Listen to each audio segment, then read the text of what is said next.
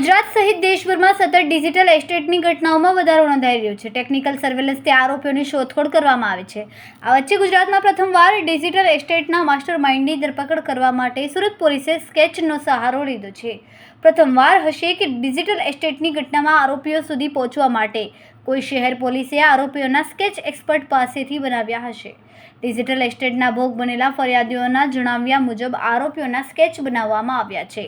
Digital એસ્ટેટની ઘટનાઓ હવે દિવસે ને દિવસે ગંભીર થતી જાય છે. ક્યારેક કસ્ટમના અધિકારી, ક્યારેક પોલીસ વિભાગના વડા તેમજ હવે ઉચ્ચ ન્યાયાલયના જજના નામે ડિજિટલ એસ્ટેટની ઘટનાઓ વધી રહી છે, જેમાં આરોપીઓ લાખો કરોડો રૂપિયા ફરિયાદી પાસેથી બ્લેકમેલ કરીને પડાવી રહ્યા છે. ટેલિફોન અને એકાઉન્ટના માધ્યમથી માત્ર એજન્ટ સુધી જ અત્યાર સુધી પોલીસ પહોંચી છે, પરંતુ માસ્ટરમાઇન્ડ સુધી પહોંચવા માટે આ ઘટનામાં સામેલ લોકોની ઓળખ સામાન્ય પ્રજા સુધી પહોંચે, આ માટે સુરત પોલીસે સ્કેચનો સહારો લીધો છે. ગુજરાતમાં પ્રથમવાર ડિજિટલ એસ્ટેટની ઘટનામાં સુરત પોલીસ દ્વારા સ્કેચ જાહેર કરાયો છે. કરવામાં આવે જો અમારે જैसे અમે લોકો અહીંયા બેઠીએ છીએ, પાછળ આપ સુરત સિટી પોલીસના બોર્ડ જોઈ શકો છો, નેશનલ ફ્લેગ, ગુજરાત પોલીસનો ફ્લેગ. આ પ્રકાર આ લોકો એક સીન ક્રિએટ કરે છે પૂરા, અને યુનિફોર્મ પહેરીને બેસે છે.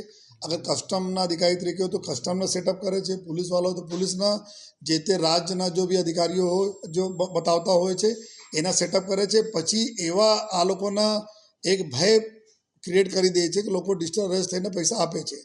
લેકિન અત્યારે આ જો કરવાવાળા છે, જો બેસીને અહીંયા જો બધા ઓપરેટ કરે છે, આ જ લોકોના જો હે કે ગેંગમાં કેટલા લોકો છે સામેલ છે કે એના જ પકડવા માટે અમે લોકો પ્રયાસ છે કે કેટલા લોકો ખરેખર બેસીને જો કરા. અમુક લોકો જલ્દી શું થાય છે કે મેક્સિમમ જો ડિજિટલ અરેસ્ટથી વધારે જો ઇન્વેસ્ટમેન્ટ અને આ ફ્રોડવાળા છે, જો મોબાઈલ નંબરો વગેરે નીકળે છે, પરંતુ જો આ નંબરો જેટલા બી છે આપણા જો ડિજિટલ અરેસ્ટમાં આવે છે, તો એના તો પકડવા માટે અમારા લોકોને પૂરી કામગીરી ચાલુ છે કે આ પકડાય જો બેસીને બધાના પકડાયા હતા. અને અમુક લોકોને અમે આરોપીઓને જો જે રીતે ફરિયાદો નામ મળે છે, ફરિયાદો પાસે અમુક સ્કેચ પણ બનાવે છે આ લોકોના, જો સ્કેચ બી શેર કરશે જો અભી કે જો અમે ફરિયાદી બતાવે છે કે આ પ્રકારના વ્યક્તિ હતા, બેઠા હતા, તો અમુક આપને પૂરી ડિટેલ આપીશ તો અમે આપણા સ્કેચો પણ બનાવીએ છીએ કે આ પ્રકારના વ્યક્તિ બેસીને જો આ રીતે કરતા હતા, જેથી આગળ પણ અમે જઈએ. તો આ જ પ્રકારનું જો પહેલાં એકચ્યુઅલ જો ક્રાઇમના જો સિરિયસ ગુનાઓના શોધવા માટે, ક્રિમિનલ શોધવા માટે અમે લોકો કામગીરી કરતા હતા, આ જ પ્રકાર અત્યારે જો ડિજિટલ અરેસ્ટવાળાને બી અમે બસ સ્ટાર્ટ કરે છે કે જેટલા બી છે આ લોકો કે એક નહીં જશે તો પછી બીજા ત્રીજા કંઈ ને કંઈ ઓર જઈને કરશે, તો એના અમે પકડવા માટે પૂરા કામગીરી ચાલુ છે.